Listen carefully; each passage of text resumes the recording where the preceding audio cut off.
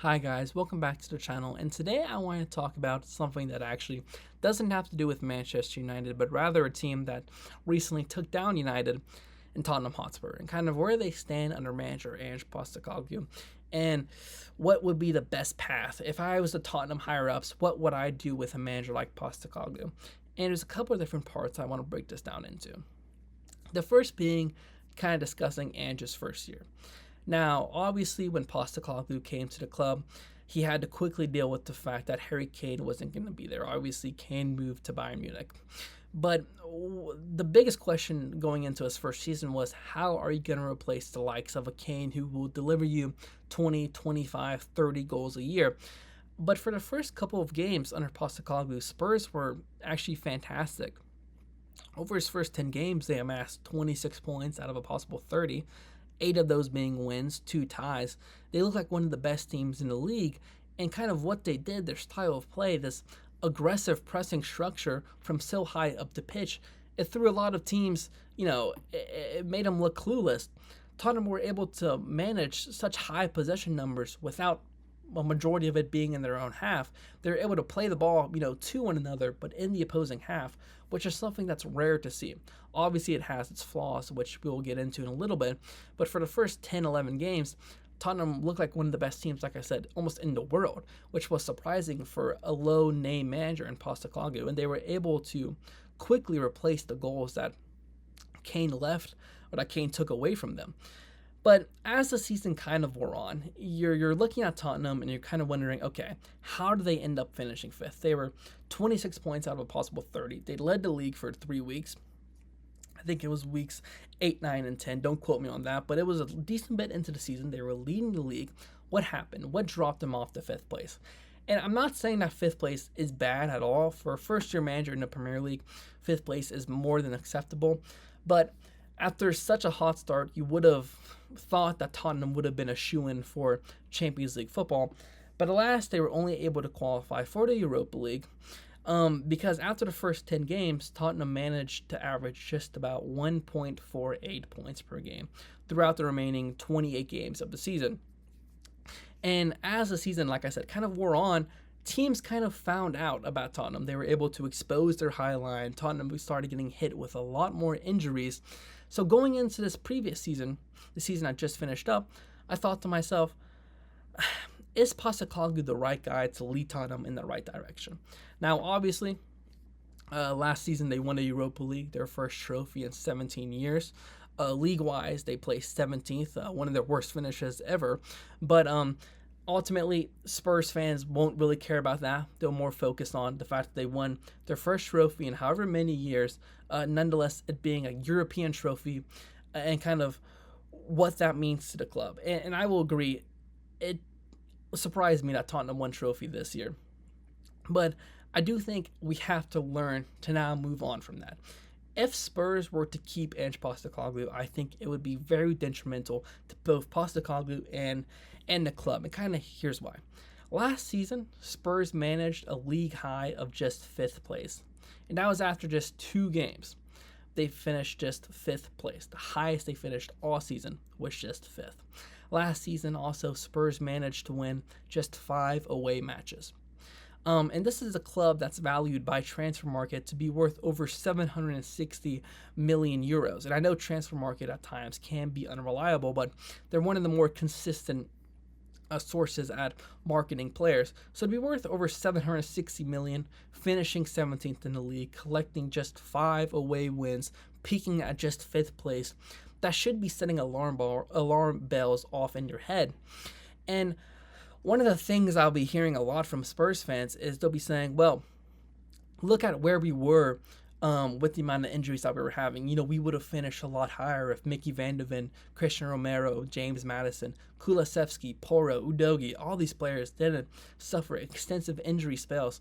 And I completely agree. If you have those players fit, you should be competing at least for European football, probably higher up in the table. Champions League, Europa League should be where you're aiming for. But you have to ask yourself, why are they getting all these injuries? It's almost an anomaly amount of injuries to just throw under the table and label it as bad luck. And the reason why is, I was reading an article from the Times that came out in the middle of February. They were discussing the amount of hamstring injuries that Tottenham have faced. Spurs at the time faced 39% of their total injuries being due to hamstring issues. The rest of the league averaged just about 23.5%. So 39% of Spurs' injuries was due to sprints or was due to hamstrings. Meanwhile, the rest of the league suffered just about 25%. So a large number, a lot more of Spurs players were getting injured thanks to hamstrings. And I went on to later read that about half of those were due to sprinting. And I think back to that Postecoglou's style of play, this high line. Center backs constantly have to sprint back.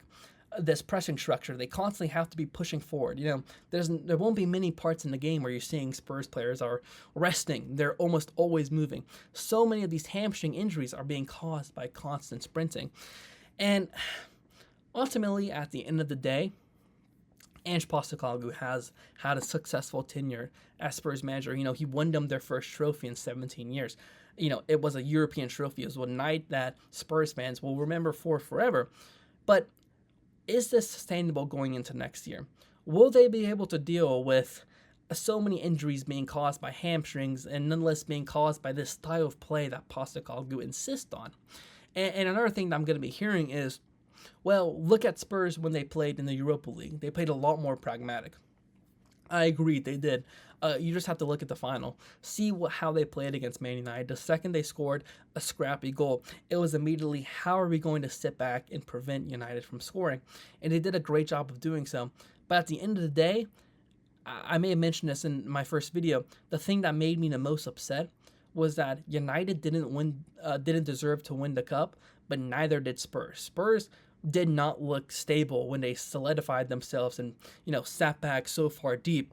If they were going up against a fully fit Athletic Bilbao, a fully fit Olympique Lyonnais, a United team that had momentum, that had an ability to score goals, they would have lost that game if they decided to play so far back. So it's kind of a flip of two coins, but a side of two coins, two sides of a coin. That's what I'm trying to say. It's either a super high-level attacking progressive style, which will cause all these injuries, or something a lot more pragmatic, a lot more sitting back, a lot more methodical, that doesn't look super sustainable, that doesn't look firm. When you're playing in a defensive structure that is so park the bus like, is such in a low block, everyone needs to be able to know what's going on. And even if you look back at that final, there were times when Spurs players, even though they were being asked to do simple things, were kind of freaking out. And so I think with Postecoglou, if it's either the most extreme A or the most conservative Z, there's no middle ground. And I think in the Premier League, I think when you're in a Champions League next season, that stuff's going to be snuffed out when you're playing against high-level European teams almost every single week. So I think for Postecoglou, I think for Tottenham, the best thing to do right now, wipe your hands clean and move on. He's peaked as a Tottenham Hotspur manager. He's done something that Jose Mourinho hasn't done. He's done something that Antonio Conte hasn't done. Ultimately, Postecoglou was brought in to win a trophy, to be the first manager to win a trophy in 17 years. And he did so why ruin it? Why go 8, 9, 10, 11 games into next season, endure very mixed, if not poor results, just to let go of them and kind of be thrown into a scramble? When now you can bring in a manager. We're at the beginning of the summer. The summer window isn't even open yet. The full-term summer window isn't even open yet. You can still have plenty of time to have a full preseason with these players. Bring in your own style of play. There's no point in throwing away next season, 11 games in, when you can genuinely pose a good chance of competing for Europe next year with I hate to say with a better manager, but if we're being honest, with a better manager. And so there's kind of been three names that have been brought up to replace Postecoglou. The first being, I'll start with the one with the lowest chance of happening, which is Oliver Glasner. Glasner sits at about a 6-1 chance. And I like Glasner. He's a manager who's excelled, especially with a 3 at the back at both Eintracht Frankfurt and Crystal Palace. And there are certain qualities that I see in Tottenham that make me think there's players here that could perform if Glasner decides to stick with this 3 at the back. I look at Mickey Van de Ven. I think Pedro Porro. I think some of their attackers, they could bear a lot of fruit playing a little bit higher up, playing a little bit aggressive, kind of like we saw under Postecoglou. But at the same time, they have an ability, Glasner has shown an ability to go up, be front forward thinking, be aggressive, but also know how to step back, know how to park the bus. And I think that it could be something that is attractive for Tottenham. But I also think that Glasner has succeeded so far at Eintracht Frankfurt and with Palace. So if he goes off to a slow start, kind of like this season, Crystal Palace, a lot of people forget that for the first 10, 11, 12 games, they couldn't buy a win at all. I urge you to look to see when they got their first win of the season. There'd be times when they had wide open goals and they just couldn't score. They just couldn't win games. It's almost like a higher force was just not allowing them to win games. Now, ultimately, they were able to get things clicking. They won the FA Cup, Palace's first ever major trophy. But if things don't start off well, or, if Glasner hits a mid-season or end-of-season slump at Tottenham, thanks to the fact that he has these high expectations of winning trophies at both Frankfurt and at Palace, he will be given a very short leash. And that does make me scared because at the end of the day, he still hasn't spent that much time in the league. And while he has dominated a lot of the league and he has pretty impressive win percentages, I do question on the second things don't look great, what will happen? How quickly will Glasner be thrown under the bus? At second, we have Marco Silva, who sets at about a 7-2. And Silva was actually somebody that I was hoping would get a look in from Man United when we fired Ten Hag. And I think he's almost a worthy manager of taking a punt for. Although I do think his kind of style of play, it does tend to be a little bit more pragmatic. It is very much on the counter. When you get the ball, how quickly can you move it forward? This feels very similar to what Nuno Espirito Santos kind of brought in between Mourinho and Conte, a style of play that when you're attacking can look great, but how often are you attacking? And I think this can be something, especially with Spurs, when you're kind of going from this full throttle, high octane offense, you're now dropping back, you're dealing with less possession. It's going to irk a lot of fans. And I think for one of the things that Spurs has been able to do kind of ever since I started following the sport, they have always been able to play a good brand of attacking football and kind of get away from that ethos and kind of going to a manager that's a little bit more reserved, a little bit more park the bus under Silva.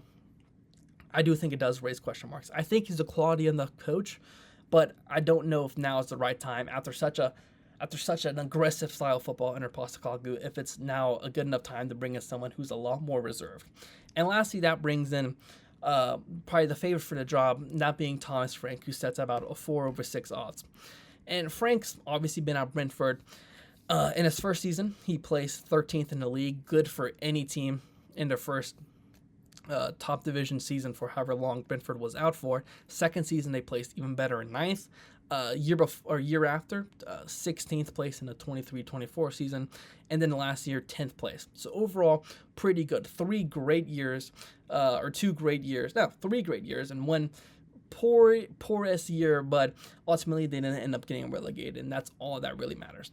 And now, especially this season, Brentford have played some really fluent football. I really enjoyed watching them at times. There's been a lot of instances where I have been wowed at their ability to kind of pass and move.